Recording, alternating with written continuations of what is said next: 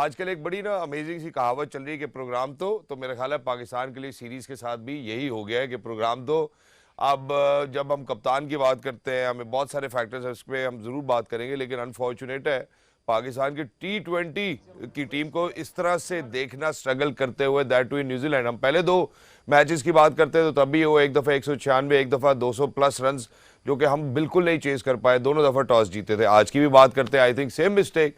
ऐसा जरूर लग रहा था कि बारिश होगी और शायद शाहीन शाह अफरीदी ने T20 इंटरनेशनल में मद्देनजर रखते हुए बारिश को ये फैसला किया कि हम पहले बॉलिंग कराना चाहते हैं। लेकिन वही सवाल जो कि आज हमने पहले प्री मैच में किया था वो ये था कि क्या ऐसा तो नहीं है कि शाहीन शाह अफरीदी ओनर्स जो है वो बैटर्स के ऊपर रखना चाहते हैं? क्योंकि अगर हम अपनी बैटिंग की भी बात करते हैं, हम ये अच्छी तरह से रेक्टिफाई और आइडेंटिफाई कर चुके हैं कि पहले नंबर 1 नंबर 2 कोई खास कंट्रीब्यूशन नहीं, फिर उसके बाद अगर हम नीचे आते हैं 5वें और 6ठे नंबर की कोई खास कंट्रीब्यूशन नहीं, और आज भी यही हुआ। अगर हम हाईएस्ट रन देखते हैं, obviously Babar Azam once again is one of a kind. किसी भी कंडीशन में, किसी भी सिचुएशन में वो खेल सकते हैं, लेकिन अनफॉर्चुनेटली टीम जीत नहीं पा रही, बल्कि ऐसा है कि शायद क्लोज भी नहीं पहुंच रही जहां पे शायद हमें लगे कि यार मैच इनके हाथ में। दूसरी तरफ जानिब अगर हम बात करते हैं तो अगर हम 1 2 उसके बाद 5 6 की बात करते हैं तो इनसे ज्यादा रन नीचे से नवाज ने बनाए, 28 रन बनाए। फिर उसके बाद बॉलिंग की बात करते हैं, आप इकोनॉमी की बात करें तो 9 से ऊपर की इकोनॉमी है। अब अनफॉर्चुनेट है हमारे लिए ये देखना कि पाकिस्तान इस किस्म की बॉलिंग करा के ये सोचता है कि उनके बैटर्स ये चेस कर लेंगे। सबसे पहले इससे पहले कि मैं अपने मौजूद मेहमान का तारुफ कराऊँ, आपको जरा एक दफ़ा मैच समरी जरा मैं रिवीजन करा देता हूँ, फिर उसके बाद मजीद आगे बढ़ते हैं, क्योंकि ये वो अक्कासी है उस तस्वीर की जिसमें पाकिस्तान ये सीरीज हार चुका है अनफॉर्चुनेटली। ऑस्ट्रेलिया में टेस्ट मैचेस हारने के बाद खवातीन और साथ ये अगली हार हमारे सामने खड़ी है इतनी सारी तब्दीलियों के बाद। Finn Allen once again making sure that he is going to play that high risk cricket. 137 16 छक्के लगाए उन्होंने और 5 चौके लगाए आए थे, और मैच को अकेले इन्होंने साइड पे कर दी। सिफर्ट की बात करते हैं 31, एंड देन ऑब्वियसली बाकी इतनी किसी कंट्रीब्यूशन की जरूरत नहीं। Haris Rauf one of the highest economy rates I think. फिर उसके बाद मोहम्मद वसीम जूनियर की बात करें, आप जमान की, शाहीन की बात करें, खातिर खास जमान की बॉलिंग हमें बेहतर लगी। फिर उसके बाद अगर हम पाकिस्तान की बल्लेबाजी की बात करते हैं, जैसे मैंने आपसे अभी जिक्र किया, बाबर आजम 58 अपनी तीसरी निफ सेंचुरी उन्होंने मुकम्मल की सीरीज के अंदर। फिर नवाज 28 के साथ, मोहम्मद रिजवान 24 रन और फ़खर जो है 19 रन के साथ। फिर उसके बाद अगर हम बॉलिंग की बात करते हैं तो Tim Southee, Santner, Ferguson, Sodhi, I think everybody been pivotal as well. इसमें सिर्फ इस सूदी की हमें थोड़ी सी इकोनॉमी ज़्यादा नज़र आती है, और उसकी वजह भी यह है कि हमारी टीम ने उनको टारगेट करने की कोशिश की। और इसी तरह न्यूजीलैंड जो है वो एक बार फिर से 45 रन से जीतने में पाकिस्तान से कामयाब हो गया। मैं जरा अपने मौजूद मेहमान का तारुफ कराना चाहता हूँ। साबिक कप्तान Pakistan cricket team wicket keeper बैठा है मिस्टर राशिद लतीफ़। अस्सलाम वालेकुम राशिद भाई, कैसे हैं आप? कैसे हैं? अल्लाह का शुक्र राशिद भाई, मैं बिल्कुल ठीक ठाक हूँ, खैरियत से हूँ। लेकिन ये बड़ा ही अनफॉर्चुनेट है जो पाकिस्तान की टीम के साथ हो रहा है। आज नहीं हुआ, काफ़ी दिनों से चल रहा है ये तो। और ये 3 और 3 6 मैचेस हो गए जो हार गए पाकिस्तान। कप्तानी पे बात करूँगा कि कप्तानी जब दी जाती है ना तो सब बड़े फॉर्मेट से आप ट्राई करते हो, बिग फॉर्मेट से लेके आते हो, टेस्ट, वनडे एंड T20 सबसे डिफ़िकल्ट फॉर्मेट है, क्योंकि उसके लिए आपको अच्छी एक्सपीरियंस वाली कोचिंग स्टाफ भी चाहिए जी। कोचिंग स्टाफ भी पहली दफ़ा जा रहा है, मतलब डिफरेंट जगहों पे किया होगा तो इतना आइडिया नहीं था। तो फ्रेंचाइज की कप्तानी करना और इंटरनेशनल बहुत ज़मीन आसमान का, वो एक्सपोज हो गया, नज़र आ रहा है बिल्कुल।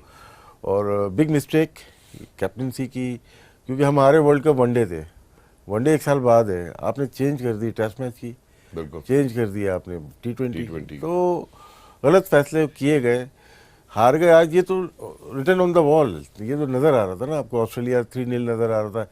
यहाँ पे हमें उम्मीद थी कि हम अच्छा परफॉर्म करेंगे, T20 हमारा फॉर्मेट है, लेकिन टीम बिखरी हुई लग रही है। आप पहले मैच में देखें 46 रन से हारे, दूसरे में 21 रन से हारे, आज 45 रन से आ गए, बहुत डिफरेंस है। इतना ज़्यादा कभी रहा नहीं पाकिस्तान का, इतनी बुरी तरह।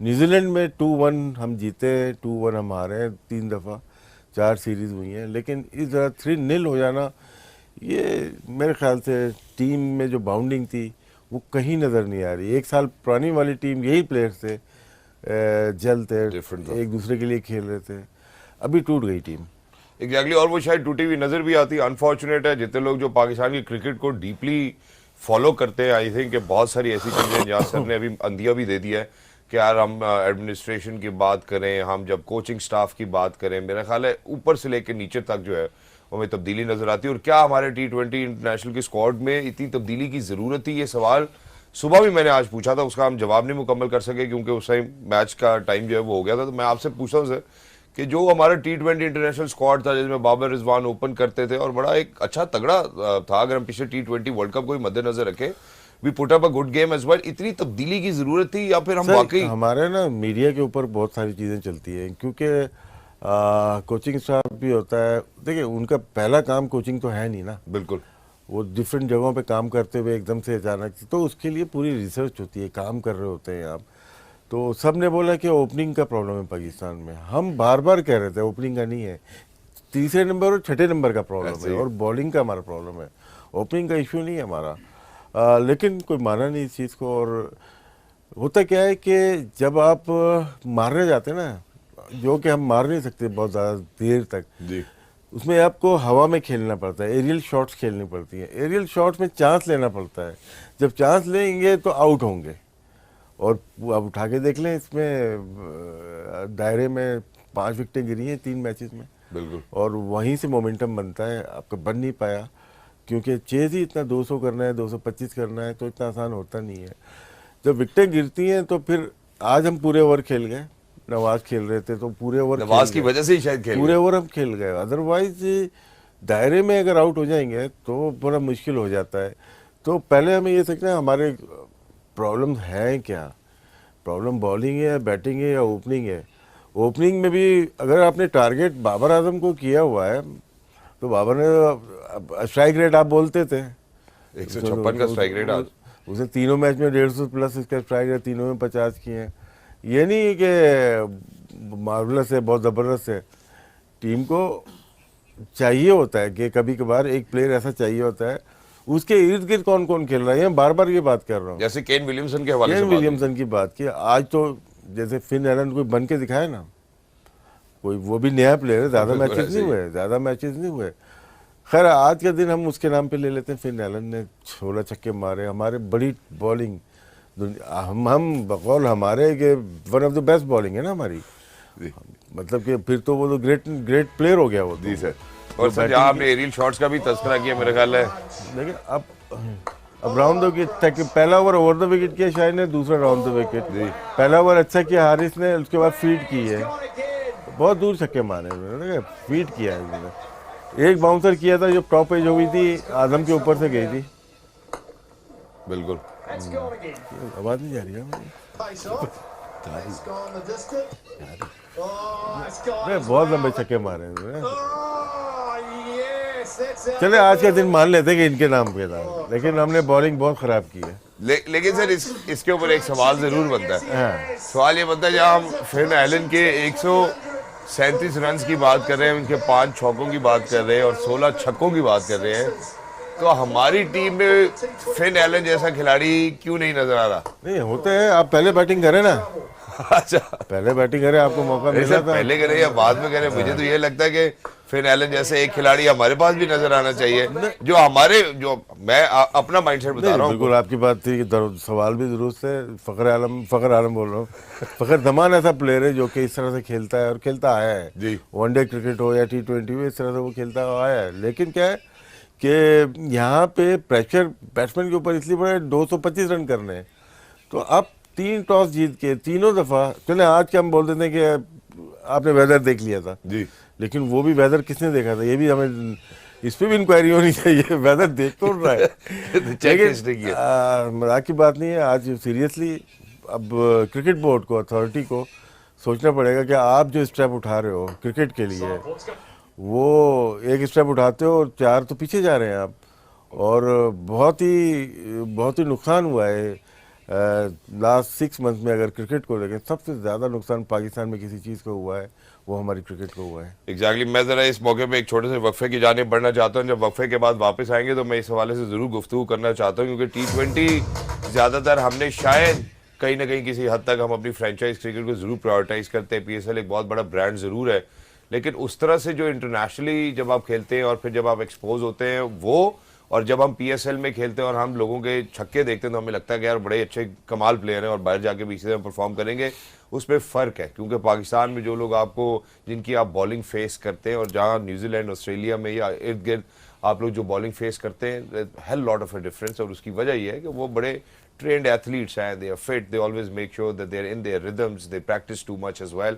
So कहीं ना कहीं मुझे ये लगता है कि इंटरनेशनली जब आप जाते हैं तो पाकिस्तान हमेशा अनफॉर्चुनेटली जब से मैं गेम ऑन पे हूँ एक्सपोज होता चला है। अनटिल अनलेस हम श्रीलंका की बात करें, अनटिल अनलेस हम बांग्लादेश की बात करें, हम अफगानिस्तान की बात करें तो सिनेरियो ज़रूर डिफरेंट होता है। लेकिन जैसे ही हम ऑस्ट्रेलिया, इंग्लैंड, इंडिया या हम और बड़ी क्रिकेटिंग नेशंस की बात करते हैं तो पाकिस्तान एक्सपोज होते हुए नजर आता है और आज भी ऐसे ही हुआ। तो इसलिए मैं यहाँ भी वही सेंटेंस दोहराना चाहूँगा कि ये सीरीज शायद पाकिस्तान के हाथ से निकल गई। उसको कहते हैं प्रोग्राम तो हमारा तो चलता रहेगा इंशाल्लाह। अब आगे क्या होगा after short break, game on है।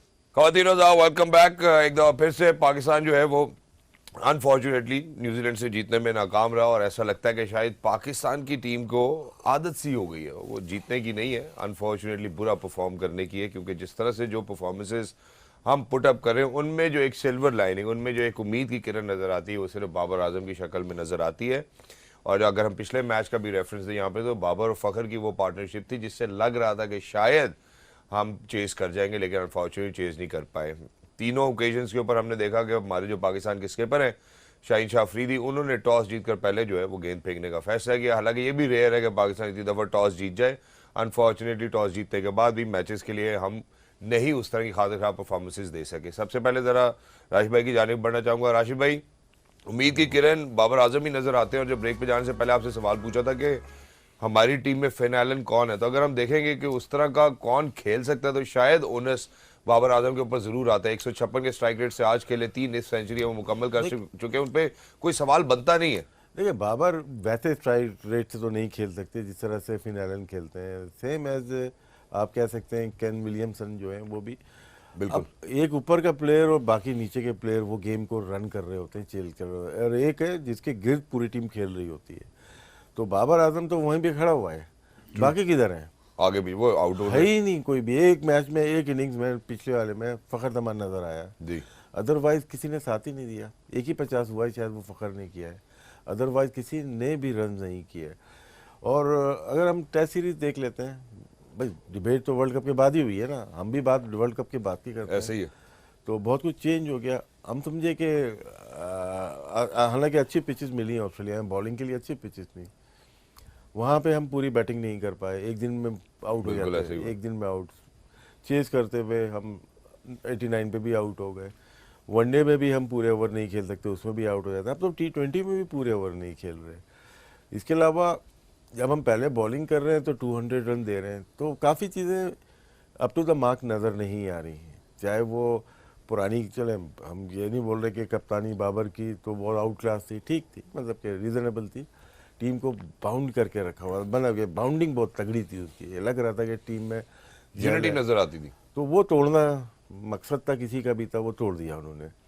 अब तो कहीं से टीम लगी नहीं रही ना, कि ना बॉलिंग लग रही है, ना बैटिंग लग रही है, ना फील्डिंग लग रही है, ना मैनेजमेंट लग रही है, तो वो पाकिस्तान का नाम इस्तेमाल हो रहा है बस। और कप्तानी जो मेरे ख्याल से एक्सपीरियंस नहीं है, अभी रेडी नहीं थे ये। फ्रेंचाइज की हद तक ठीक है, वहाँ पे चल जाती चीज़ें, लेकिन यहाँ पे रेडी नहीं है, ऐसे नहीं चलता क्रिकेट में। सर ये जो आपने बात की, तो मुझे लगता है कि मेजॉरिटी जितने भी पाकिस्तान में क्रिकेट देखने वाले या फैंस हैं या दुनिया भर में इस बात से एग्री करते हैं। दूसरी बात मैं आपसे ये पूछना चाहता हूँ कि going into T20 world cup, जो हमारे टीम डायरेक्टर है, चीफ सिलेक्टर है, उन्होंने बड़ी गुफ्तगू की है इस हवाले से। अब आपको लगता है कि ये जो T20s हम खेलेंगे उसके बाद फिर हम PSL में चले जाएंगे, उसके बाद आगे खेलेंगे, तो शाहीन शाह अफरीदी वर्ल्ड कप में भी कप्तानी करेंगे T20 हाँ, करनी चाहिए। हम देखें, जो हमेशा चेंज पे हमने मुखालफत की है और जिसको बना दिया ना उसको फिर सपोर्ट करो। हम तो ये बात कर रहे हैं कि इसमें कप्तानी अच्छी नहीं की, आगे बेहतर हो जाएंगे, लेकिन रेडी नहीं थे, इसके लिए रेडी नहीं थे, क्योंकि फिटनेस लेवल आपका हाई होना चाहिए। आपने एक 5 वनडे T20 के लिए आपने एक टेस्ट मैच छोड़ दिया जी, तो आपकी सोच क्या है? आप टेस्ट मैच को फोकस नहीं दे रहे, आप क्रिकेट को जो सबसे टॉप प्रायोरिटी है उसको फोकस नहीं दे रहे, T20 4 ओवर को फोकस दे रहे हैं, तो इसका मतलब है कि आपकी सोच ही ठीक नहीं है। आप इस मुल्क को लीड करने के लिए तैयार ही नहीं है ना। ट्रू। तो क्योंकि वहाँ पे भी नया कप्तान था, शान को अगर एक कप्तान, एक अच्छा बॉलर चाहिए था, आपने खेला ही नहीं मैच। बात है वेस्ट इंडीज और अमेरिका के वर्ल्ड कप की, और डिफरेंट जो कंडीशन है वो याली नहीं होगी। बिल्कुल। वो आपको सूट करती है, आपके स्पिन बॉलर्स को करती है, आपकी बैटिंग को करती है। उसमें डिफरेंट सोच हो सकती है, अप्रोच हो सकती है, परफॉर्मेंस हो सकती है। लेकिन मैं आज की बात करूंगा, मैं आगे की बात नहीं कर रहा। लेकिन इन 3 मैचेस की जो बात करें, T20 रेडी नहीं थे। ये टीम बिखरी हुई लग रही है, टूटी हुई लग रही है। मैं ये नहीं बोला कि टूट गई है, लेकिन पाकिस्तान की टीम पिछले जो दौर में खेली है, चाहे वो सरफराज के दौर में खेली हो, चाहे वो बाबर आजम के दौर में खेली हो, वो टीम जेल हो चुकी थी। उनमें उसमें उसको तोड़ना मुश्किल काम था, लेकिन ये टीम अपने हाथों से हमने तोड़ दी। ठीक हो गया सर, इस बात को यहाँ पे खत्म करता हूँ कि तीनों दफा टॉस जीतकर बॉलिंग का फैसला किया पहले। हाँ, उस पर तो 2 पे तो हमने बात की थी, तीसरे पे चलें बारिश का इन्होंने कहा तो हम मान लेते हैं, लेकिन वो नहीं हुई बारिश। तो सर T20 में बारिश का कितना इम्पैक्ट होता है? जब वनडे में भी हम बात करते हैं, हम टेस्ट के हवाले से भी बात, इसमें भी समझाना पड़ेगा। होता क्या है कि बारिश में अगर छोटा मैच हो गया और कंप्लीट हो गया, उसमें फ़ायदा है। आपका मैच चल रहा है, बारिश होकर रुक रहा है, फिर चल रहा है, उसमें नुकसान है, क्योंकि जहाँ विकेट गिरेगी आपका रिक्वायर्ड रन रेट बढ़ता चला जाएगा। हाँ, 7 ओवर 8 ओवर में अगर करना है तो वो चल जाएगा, 11 ओवर में करना है तो चल जाएगा, लेकिन पूरे होने चाहिए। लेकिन रुक रहा है और विकेट गिर रही है और आखिर में आपका स्ट्राइक है, वो 4 विकेटें गिर गई, तो फिर आप कर ही नहीं सकते रन। और जिस तरह से हमारी विकेट्स गिरी है, जरा मैं चाहता हूँ कि आप उसके ऊपर भी जरूर तस्करा करें, क्योंकि एक वाहिद बाबर आजम है सर जिन्होंने निफ सेंचुरी मुकम्मल की, या उसके बाद डाउन दी ऑर्डर नवाज है जो 28 करते हुए नजर आए, वरना उसके बाद कोई भी मेरे ख्याल है 16 या 18 रन के पार नहीं जा सका with all the changes that we have made. देखिए, एरियल शॉट का मैंने बात की, साइम अयूब बहुत अच्छे हैं। इनको वक्त से पहले ये इतने ज़्यादा बर्डन ना दें कि हर बॉल पे मारनी है या कुछ। बहुत अच्छा कैच किया, बैलेंस आउट हुआ यहाँ पे रिजवान का। छक्के लगेंगे लगते हैं, और 16 छक्के लगे आज, लेकिन दूसरी तरफ लगे। आज़म को मेरे ख्याल से बहुत अच्छा मौका दिया। हफीज़ ने बहुत क्लियरली मौका दे दिया इनको कि आप जाएं, खेलें और अपना परफॉर्म करें। नहीं, उनसे नहीं हुआ। इफ्तिखार बहुत ले दी, casual running between the wicket, क्योंकि ये आपकी गलती है, क्योंकि आपने शॉट मारी तेज़ और सीधी फील्डर के हाथ में गई है। बाबर आजम इसको मजीद दूर कर, छोटी बाउंड्री छक्का मार सकते थे, छक्का नहीं मार सके, सीधे हाथों में गई। अब तो ट्रेल शुरू हो गई है ना यहाँ पे, तो फायदा नहीं है।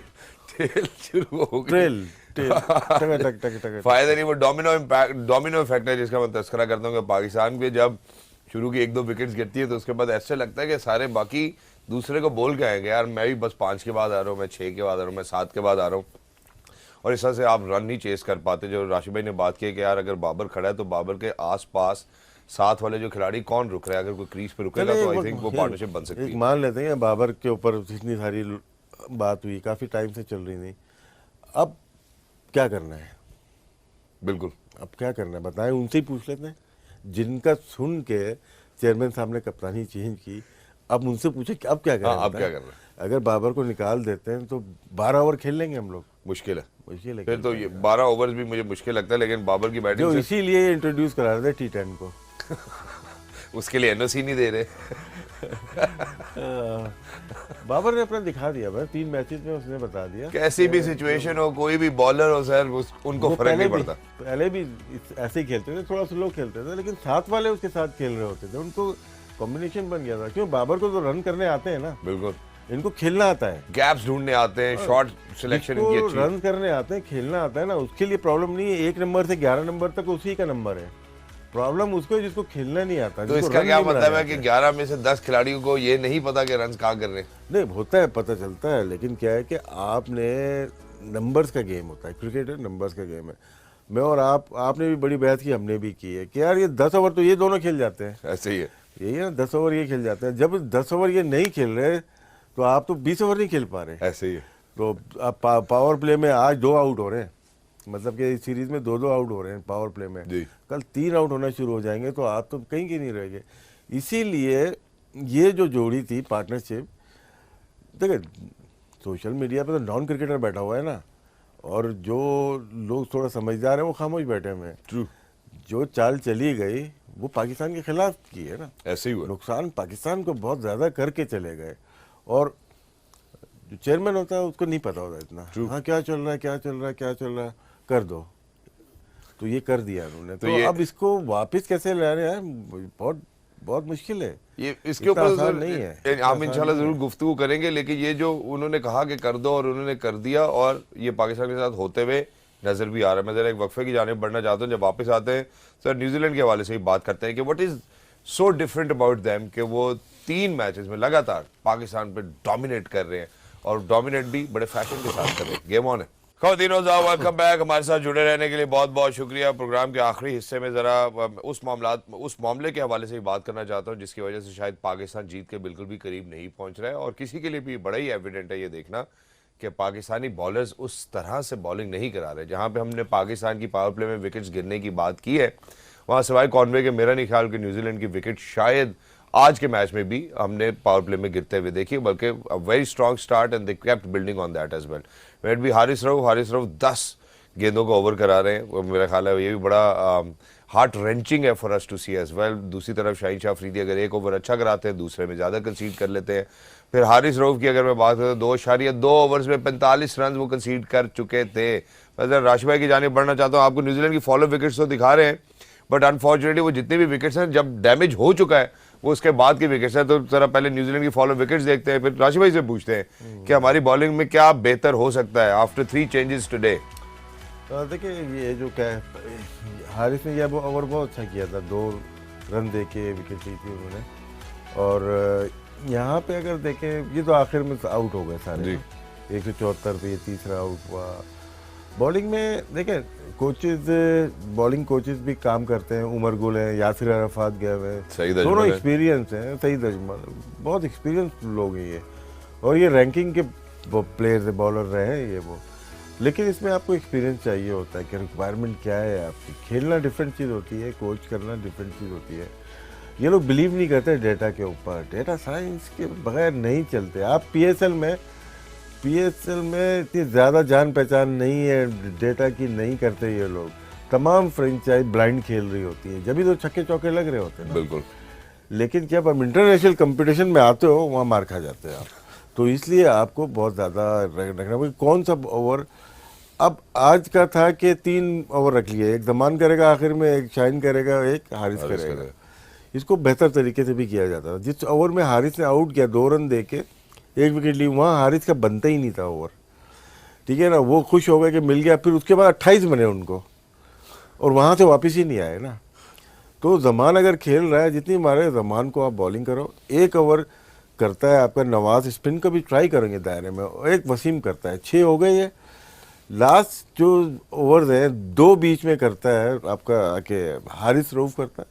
क्या लेंथ होनी चाहिए, क्या वेरिएशन होनी चाहिए, ये कोचिंग स्टाफ को देना चाहिए। ये तो सेम उस पैटर्न पे यहाँ पे भी थोड़ी सी हमने शॉट देखी लेंथ सर, वहाँ फिर एलन ने बॉल बाहर ही ऑफ कटर जो होती है ना, ये मार लगने वाली बॉल है। यहाँ पे थोड़ा आपको लेग कटर जो होती है ना, उसको उस पे काम करना है आपको। रिक्वायरमेंट क्या है एग्जैक्टली, ठीक है, वो अगर करोगे तो आपकी बचत है। इसमें तो बॉल जानी है बाहर। लेफ्ट हैंडर को आप कर दोगे। खैर बहुत डिटेल में कोचिंग की क्लास नहीं ले रहे हम, लेकिन एक्सपीरियंस नहीं है उनको इतना ज़्यादा। शौकिया कोचिंग आप कह सकते हो, प्रोफेशनल कोचिंग टोटली डिफरेंट होती है यार। वो बहुत आगे। तुम्हारे हेड कोच शौकिया कोचिंग कर रहे हैं या बाकी अच्छे कोच हैं? एक्सपीरियंस नहीं है उनको ना। अच्छा ठीक, वो एक्सपीरियंस नहीं है, बिल्कुल भी नहीं है। और ये आगे जाके उनको पता चलेगा। मिसबा ने ये चीज़ मानी थी कि जब मैं कोच बना था मुझे एक्सपीरियंस नहीं था। इस्लामाबाद के भी बने, पाकिस्तान के बने, फिर उसके बाद कहीं के नहीं बने, ठीक है ना, क्योंकि बोर्ड यूज़ होता है, ये यूज़ हो जाते हैं। बिल्कुल। मिसबा के ज़माने में भी यूज़ किया, वो यूज़ हो गए, बाद में वो अच्छे कोच बने, और वो अच्छे कोच हैं, इसमें कोई डाउट नहीं है। क्रिकेट की नॉलेज हफीज़ में बहुत ज़्यादा अच्छी है। हमारे साथ काम कर रहे हैं, आपको पता ही है कितना काम किया उन्होंने, लेकिन क्या है, एक्सपीरियंस नहीं था। तो यूज़ हो गए, वो हर चीज़ दे दी उनको और हर चीज़ ले लेंगे। लेकिन वो टाइम पीरियड जो पाकिस्तान टीम को डैमेज कर गया, वो जिसने भी इनको इस्तेमाल किया उसका कमाल था। उसका भी कमाल था, और दूसरा मतलब इनका भी कमाल था सर कि ये इस उम्र में भी आके इतनी समझ बूझ नहीं रखते कि अब ये इस्तेमाल हो गए। मेरे ख्याल है दोनों हाथ ताली दोनों हाथों से बजी है। टाइम क्योंकि कम है तो इसका ज्यादा तफसीली गुफ्तगू नहीं कर पाएंगे। नहीं, गलती प्लेयर से होती है, प्लेयर यूज हो जाता है। मैं हमेशा ये बोलता हूं, मजबूरी में हो जाता होगा। मैं हमेशा एक चीज़ बोलता हूँ कि अगर काम करना है क्रिकेटर को, जो इतना हफीज़ जैसा हो या मिसबा जैसा या यूनुस जैसा, फिर कोचिंग की जॉब ना ले। फिर ऑफिस में बैठ के वो पॉलिसी को बनाए, ताकि वो पॉलिसी काम हो। बनाएगा तो उसके हाथ में चीज़ें आएंगी तो क्रिकेट बेहतर होगी। ग्राउंड में जाके क्रिकेट आप बेहतर नहीं कर सकते, आप यूज़ होंगे, अगले में दूसरे लोग आएंगे आपको हटा देंगे। ऐसे ही है। अच्छा सर, उसामा मीर के की जगह मोहम्मद नवाज की इंक्लूजन बेहतर लगती है आपको? एक्सपीरियंस था, देखा ना उसको, फिंगर स्पिनर कंट्रोल था उनको, पहला ओवर बहुत अच्छा किया, ग्राउंड शॉट था, फॉर्म में थे, फिर उन्होंने उनको अच्छा खेला। लेकिन आप कह सकते हैं बैटिंग बॉलिंग में दोनों में नंबर 2 पे बॉलर हैं वो, नंबर 1 इमाद वसीम है, बिल्कुल। नंबर 2 जगह अगर बनती है वो इन्हीं की बनती है, क्योंकि अब देखें वो फिट नहीं है, शादाब फिट नहीं है, तो इन्हीं की बनती है। एग्जैक्टली और ख़वातीन हज़रात, यहाँ से अब आपको ज़रा आगे की भी तफसीलात ज़रूर बताना चाहेंगे, क्योंकि 2 मज़ीद और मैचेस हैं जिसमें शायद पाकिस्तान फेस सेविंग कर सके। Next match will be on Friday और 10 बजे सुबह इंशाल्लाह आपसे प्री मैच में मुलाकात होगी and at Christchurch Hagley Oval and yeah I think that's it. So Friday को इंशाल्लाह आप लोगों के सामने ज़रूर हाजिर होंगे एक दफ़ा फिर से। क्या तब्दीलियाँ होंगी, क्या पाकिस्तान अब यहाँ से बेहतर कर सकता है, उसके ऊपर जरूर तस्करा होगा। But thank you so much Rashid भाई for being with us, lovely to be in conversation with you, for everybody is out there. ख़वातीन और हज़रात, ये जो जितने भी मसले मसाइल हैं जो अब आज हमें नज़र आते हैं, एक बड़ी जेलिन टीम से हम एक ऐसी टीम अब देख रहे हैं जिधर शायद किसी किस्म की कोई सिंक्रोनाइजेशन, टीम स्पिरिट, टीम का जेल होना नहीं नज़र आता। रादर अगर आप पाकिस्तानी क्रिकेट बोर्ड के पेज के ऊपर जाते हैं इंस्टाग्राम पे, तो वो बाहर खाने खा रहे हैं कि जी हम खाने खाने बाहर जा रहे हैं, उसकी वीडियोज़ लग रही हैं, सब हंस खेल रहे हैं। ये हंस खेल अच्छा लगता है, आप खाने खाने ज़रूर जाएं, लेकिन तब अच्छा लगता है जब आपने पाकिस्तान का नाम बड़ा रोशन किया हो। मेरा ख्याल है फिर ये दावतें भी अच्छी लगेंगी हमें, फिर हमें आपकी परफॉर्मेंसेस भी अच्छी लगेंगी, और हर दिल जो है जो पाकिस्तानी क्रिकेट टीम के लिए धड़कता है, मेरा ख्याल है वो भी आप सब के लिए लब्बैक ज़रूर बोलेगा। तो मेरा ख्याल है पहले परफॉर्मेंसेस है,